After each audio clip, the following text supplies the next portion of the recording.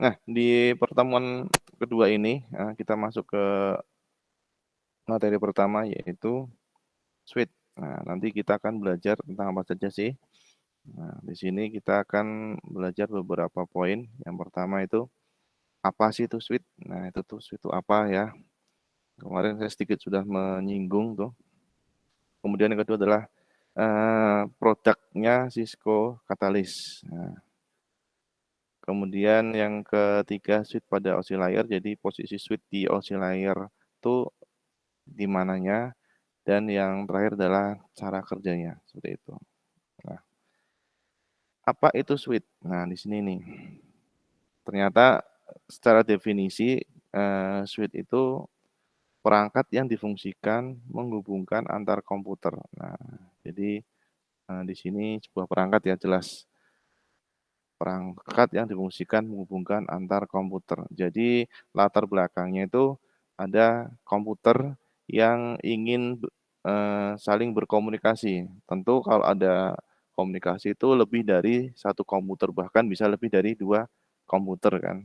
Jadi cara gampangnya yaitu alat penghubung, apa yang dihubungkan ya, salah satunya adalah komputer. Sebetulnya sih pada realitanya sih banyak apa yang akan dihubungkan. Kita tahu beberapa perangkat jaringan dari apa namanya, ada komputer, ada server, ada bahkan ada printer, ada apa namanya, access point. Nah, itu banyak sekali kan. Nah, namun di sini yang kita bahas konteksnya adalah komputer. Jadi di switch ini adalah alat penghubung apa, komputer yang notabene bisa kita katakan lebih dari dua komputer. Nah, seperti itu. Nah, tadi kita sudah jelaskan alat penghubung itu banyak, ada router, ada salah satunya switch, dan ada salah satunya juga router. Nah, kalau kita berbicara router, dia adalah perangkat yang bekerja di layar network ataupun di layar 3. Jadi router ini ya salah satunya aja, salah satu perangkat penghubung selain dari perangkat switch. Tapi fungsinya itu berbeda. Fungsi dan letaknya berbeda. Kalau switch itu ada di layar berapa? Di layar 2 ya, nanti kita jelaskan. Kalau router itu ada di layar network ataupun di layar 3, seperti itu. Nah, ceritanya adalah kita tahu bahwa perangkat perangkat jaringan itu kan diproduksi oleh suatu perusahaan. Bahasa yang kita sering dengar adalah vendor itu kan. Sebetulnya banyak vendor-vendor jaringan itu, perangkat jaringan. Salah satunya adalah Cisco. Kalau mungkin Anda mendengar ya sering dengar mungkin ya, ada Mikrotik, Juniper, Huawei dan lain sebagainya. Itu hanya merek aja lah, merek dagang mereka aja. Nah, tapi kita fokusnya ada di vendor yang namanya adalah Cisco. Seperti itu. Nah, si Cisco ini memberikan nama lain, ya, switch-nya itu adalah namanya adalah katalis. Nah, seperti itu ceritanya. Jadi perangkat switch Cisco switch Cisco, nama perangkat switch Cisco itu namanya adalah katalis. Jadi kalau Anda melihat katalis, berarti itu perangkat switch yang diproduksi oleh Cisco, seperti itu.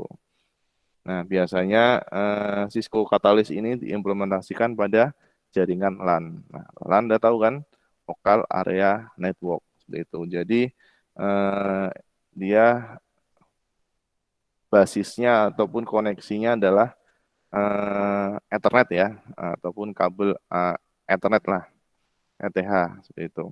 Itu sekilas tentang perangkat switch. Nah, oke, dia adalah suatu perangkat yang menghubungkan antar komputer, dan cara kerjanya adalah melihat alamat MAC. Nah, saya dulu lupa tadi menjelaskan di depan. Itu seputar perangkat switch. Ada pertanyaan sampai sini? Aman ya? Nah, kemudian masuk yang kedua, kita akan berkenalan dengan beberapa Cisco Catalyst series. Ada beberapa tipenya lah. Nah, salah satunya adalah seri 2900 nih. Salah satu contohnya. Kita ambil seri yang 2900 series. Nah, Di sini ada beberapa varian, artinya jumlah port. Nah, yang pertama bisa Anda lihat itu ada 8, bahkan ada yang 16, ada yang 24, bahkan ada yang 48. Nah, kenapa terjadi ataupun didefinisikan beberapa port ini?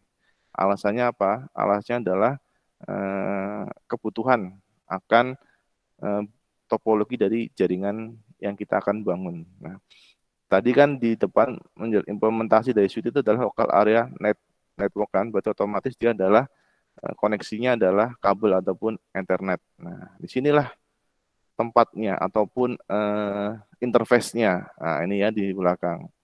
Nah, entah mau dibikin berapa yang mau terkoneksi sesuai dengan kebutuhan masing-masing. Misal kalau Anda katakanlah di eh, small small area ataupun area yang kecil, karena dia hanya butuh 5 pot, berarti ya Anda bisa mengambil yang 8 pot seperti itu dan seterusnya seperti itu.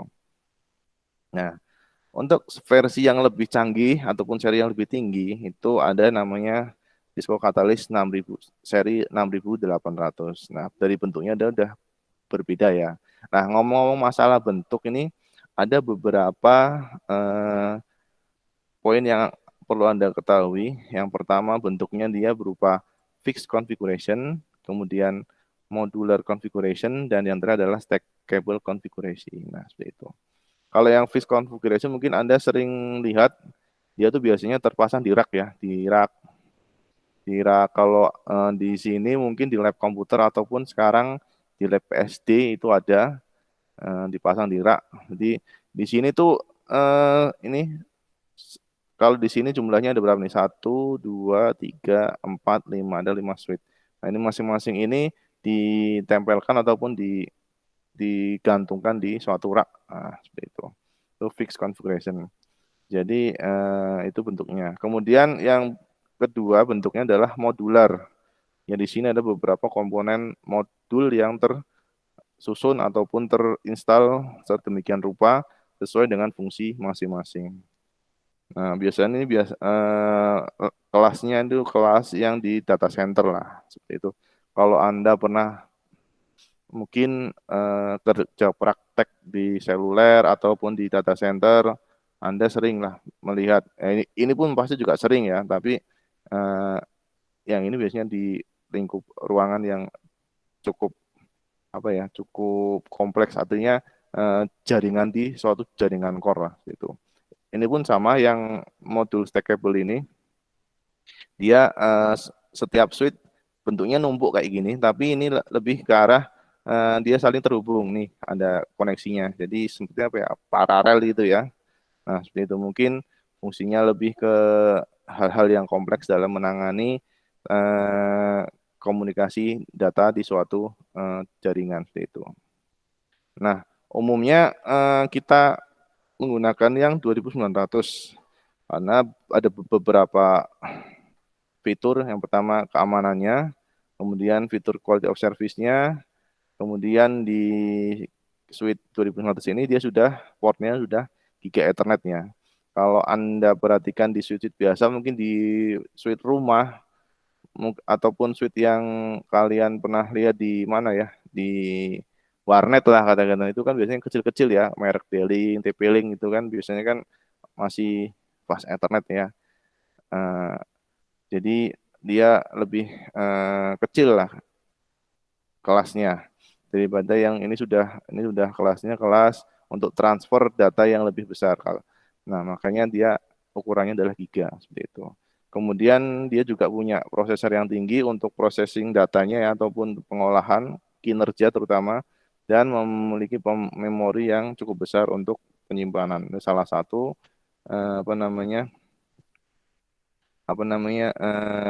fitur-fitur yang dimiliki oleh Suite 2900. Nah, seperti itu. Nah, kalau dihubungkan dengan penggunaan konsep layer OSI, si perangkat Suite itu kan umumnya ada di layer berapa? Di layer 2 ya, ataupun di layer data link. Nah, kemudian jadi perangkat Suite hanya bisa melihat alamat MAC address karena dia berada di data link. Nah, kita lihat nih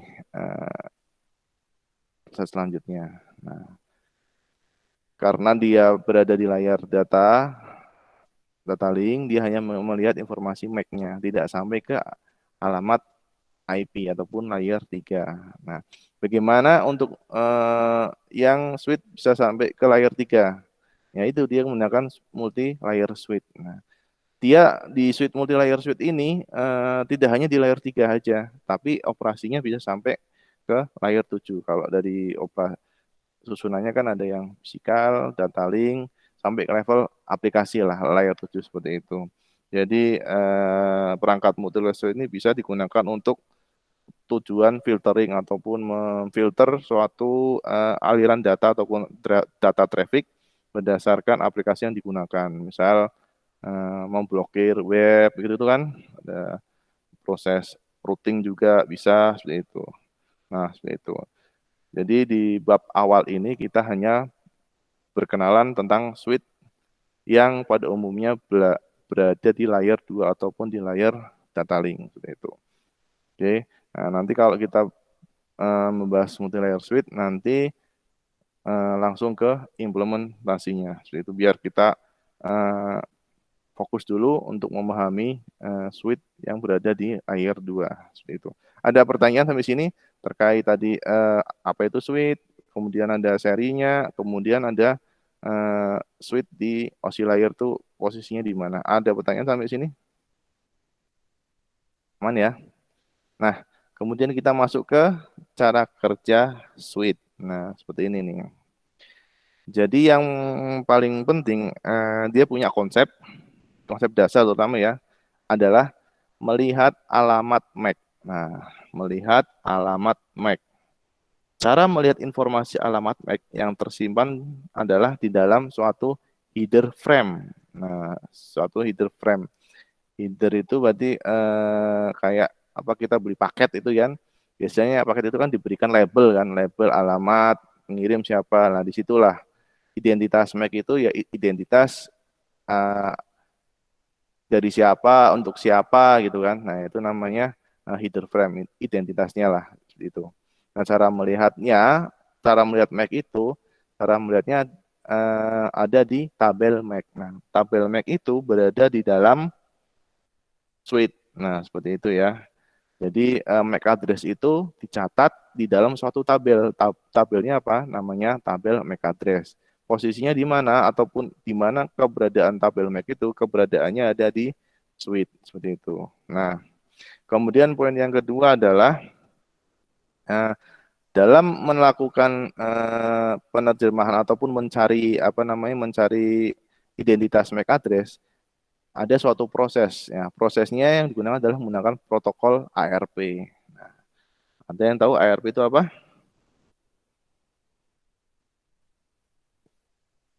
Address Resolution Protocol. Jadi fungsinya adalah mencari tahu alamat MAC. Mencari tahu alamat MAC siapa? Alamat MAC yang terpasang ataupun terkoneksi ke port switch itu sendiri. Jadi ilustrasinya seperti ini ya. Kalau saya besarkan, kira-kira jelas nggak nih ya? Apa pecah nih gambarnya? Jelas nggak di tampilan Anda? Jelas, Pak. Jelas ya? Oke. Baik, saya lanjutkan. Jadi di sini ada dua gambar. Oke. Gambar kiri dan gambar kanan. Nah, gambar kiri ini ada sebuah perangkat switch dan PC. PC-nya ada dua, PC 1 dan PC 2. PC 1 dengan MAC address sekian, PC 2 dengan MAC address sekian. Seperti itu ya. Nah, posisinya di sini adalah perangkatnya itu masih mati nih. Ataupun kita mau menyalakan. Nah, ketika perangkat switch pertama kali dihidupkan, maka isi dari tabel MAC akan kosong. Nih kayak gini nih, kosong. Namun di sini kita tahu katakanlah di sini ada switch ya. Switch itu di sini informasinya ada dua port. Yang pertama apa? FA01 dan FA02. Jadi definisinya FA01 itu port yang terkoneksi ke arah PC 1 dengan MAC sekian. Dan FA02 definisinya adalah media ya apa itu arahnya adalah ke PC 2. Seperti itu ya. Jadi ini pertama kalinya masih dihidupkan, jadi alamatnya masih kosong kan. Nah, seperti itu. Nah, misalnya ada sebuah skenario nih. Skenarionya adalah PC 1 ingin mengirim suatu paket ke PC 2. Nah, karena ingin mengirimkan paket ke PC 2 ini ya, maka PC 1 akan melihat tabel MAC ARP di PC itu sendiri. Jadi di sini di PC dia punya tabel ARP. Nah, saya ini dulu saya kasih outlet ya.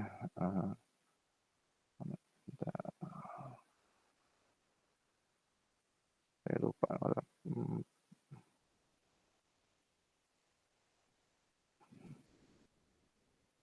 Epic. Ah, ini dia. Sebentar.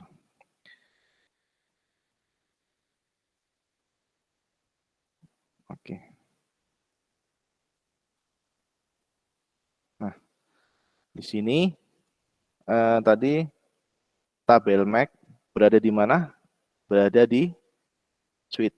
Oke. Nah, kemudian di PC ini dia ada namanya tabel ARP. Nah, oke, seperti itu ya, jelas ya. Jadi kalau di apa namanya di suite dia ada tabel MAC, kalau di PC dia ada tabel ARP seperti itu. Jadi tadi skenario-nya adalah PC 1 ingin mengirimkan paket ke PC 2. Nah, kemudian si PC 1 itu melihat tabel ARP di PC itu sendiri karena ingin mengirimkan kan seperti itu. Nah, PC 1 akan melihat dalam tabel ARP di PC itu sendiri apakah ada informasi tentang alamat MAC dari PC 2. Nah, misalnya PC 1 juga kondisinya itu baru nyala, sehingga dalam tabel ARP di PC 1 belum tersimpan informasi mengenai alamat MAC dari PC 2. Seperti itu. Jadi di sini belum ada informasi di tabel ARP di sini dia belum ada informasi alamat MAC dari PC 2 karena kondisinya masih nyala kan. Nah, secara garis besar, informasi yang terdapat dalam tabel ARP adalah berupa pemetaan antara alamat IP dengan alamat MAC yang digunakan oleh interface perangkat yang menggunakan alamat IP tersebut. Seperti itu ya. Jadi dari informasi tabel ARP di PC 1 masih belum terdapat informasi alamat MAC dari alamat ya, PC 2-nya. Seperti itu. Sehingga yang dilakukan adalah si PC 2 melakukan yang dilakukan PC 1 adalah meminta ARP request seperti ini nih. Nah, jadi ceritanya tadi tabel ARP-nya masih kosong kan. Nah, ini masih kosong kan. Kemudian dia nggak tahu nih saya ingin ngirim alamat ke sini tapi saya tidak tahu arahnya kemana. Makanya dari itu langkah selanjutnya adalah si PC 1 meminta ARP request. Nah, bread ke arah FA01. Ya karena dia jalurnya ke suite kan melewati FA01 kan. Nah, paket ARP request dikirim oleh PC 1. Nah, ngirim kan ke arah suite kan. Nah, paket tersebut akan masuk ke dalam port FA01. Ini ya, FA01 kan. Nah, kemudian informasi alamat MAC pengirim. Nah, ini alamat MAC pengirim berarti kan pengirimnya kan adalah PC 1 kan. Nah, jadi alamat MAC pengirim akan dicatat dalam tabel MAC. Oke, sehingga alamat MAC dari PC 1 yaitu katakanlah EAE252 ini akan dicatat ke dalam tabel MAC dan akan dihubungkan dengan nomor port asal dari paket tersebut masuk. Dalam hal ini, port FA01 melakukan sebuah proses. Namanya apa? Learning. Nah, ini namanya learning. Jadi ini dia melakukan ARP request, kemudian MAC address pengirim paket dicatat oleh tabel. Nah, di sini kan karena dia udah mengirim paket, kemudian dari suite sudah diterima dan dicatat nih.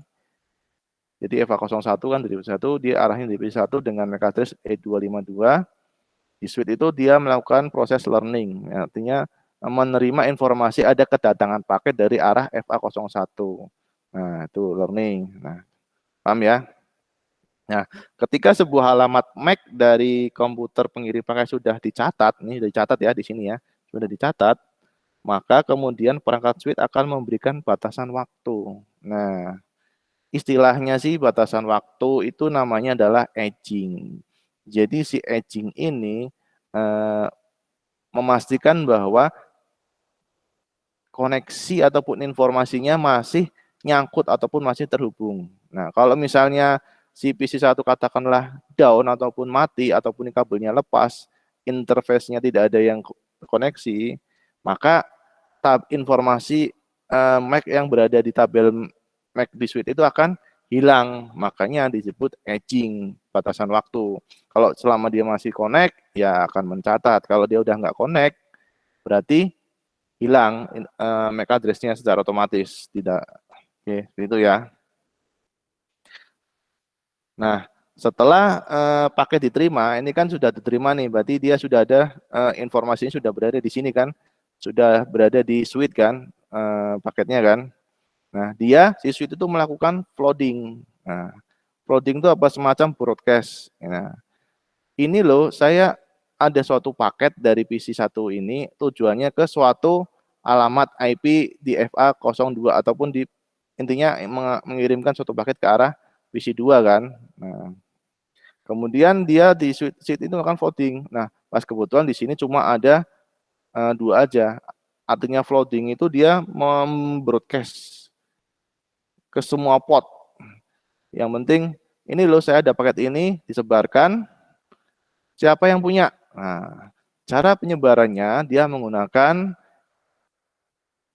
proses ataupun protokol ARP request nih di broadcast. Di broadcast nih. Nah, pas kebetulan PC2 dengan MAC address 49 ini mereply, oh itu punya itu tujuan ke saya. Nah, mereply kan. Nah, mereply balasannya ke sini. Jadi, arah datangnya dari PC2 dengan MAC address 4912 ini akan dicatat oleh tabel MAC ya, tabel MAC C switch dengan informasi bahwa FA02 itu ada suatu MAC address punyanya PC2. Nah, makanya dicatat di sini. Nih, masukkan. Nah, masuk di tabel alamat MAC address-nya punya FA02 seperti itu. Nah, setelah dari sini otomatis kan sudah menjawab nih. Itu paket yang dari saya tuh. Sorry, itu paket yang untuk saya nih. Oke, berarti ini sudah ada kejelasan tempat tujuan paketnya.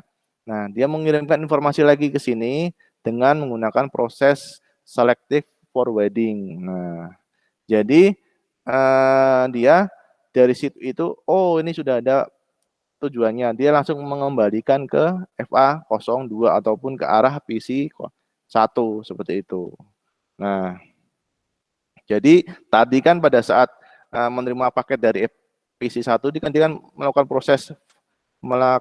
proses apa namanya? Ini kan melakukan proses flooding kan ya. Nah, melakukan proses flooding kan. Nah, pada saat mengembalikan si switch itu melakukan selective forwarding karena apa? Sudah tahu arahnya kemana. Arahnya adalah ke arah ini, ke arah PC1. Jadi tidak perlu forwarding ataupun tidak perlu broadcast lagi dengan flooding tadi karena dia sudah ada arahnya, paketnya itu berasal dari PC1 langsung ke arah PC1 seperti itu. Oke.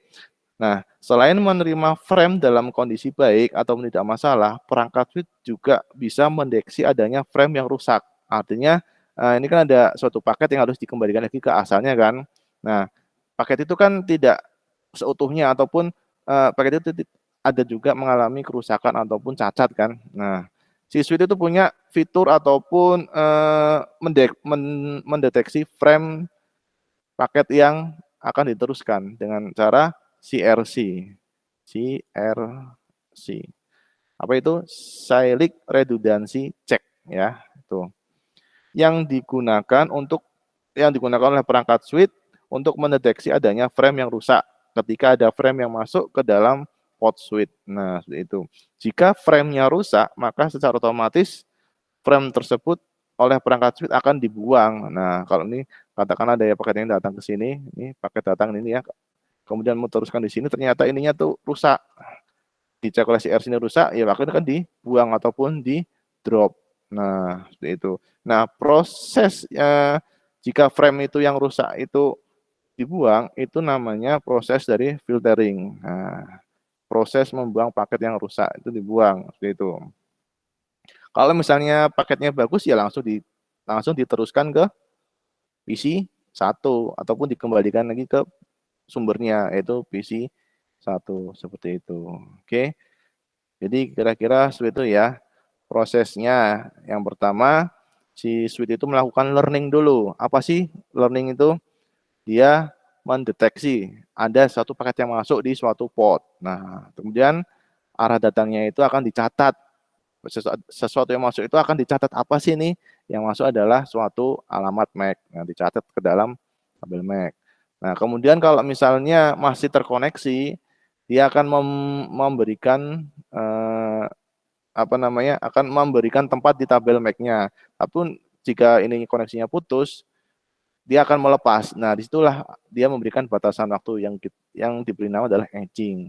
Nah, paket itu sudah masuk ke dalam switch, ini akan dikirimkan ke mana? Dia menggunakan proses loading ataupun broadcast. Nah, seperti itu prosesnya menggunakan ARP request. Seperti itu. Dan misalnya ditangkap, dia akan di-reply, kemudian akan di-forwarding dengan proses selective forwarding tanpa menggunakan floating karena sudah tahu asalnya paket itu berasal dari mana kayak gitu. Oke ya, jelas ya sampai sini ya. Ada pertanyaan?